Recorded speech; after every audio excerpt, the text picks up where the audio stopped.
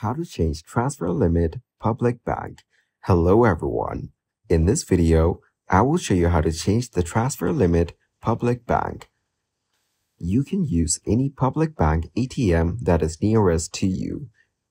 Make sure you have your ATM card and PIN ready. Insert your card into the ATM slot and enter your PIN when prompted. Then, choose your preferred language.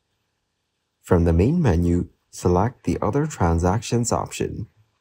Then select the Change Transaction Limit option.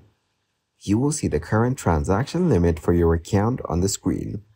You can choose to increase it or decrease it by selecting the appropriate option. The maximum transaction limit for public bank is 50,000 RM per day, which you may need to use PB Secure Sign or Secure PAC to authorize such high limits. The single transaction limit may vary for different types of transactions and merchants. After you choose your new transaction limit, you will need to confirm it by entering your PIN again. You will see a confirmation message on the screen and receive a receipt for your reference. You have successfully changed your public bank transaction limit at the ATM. You can now transfer more money from your account using the ATM.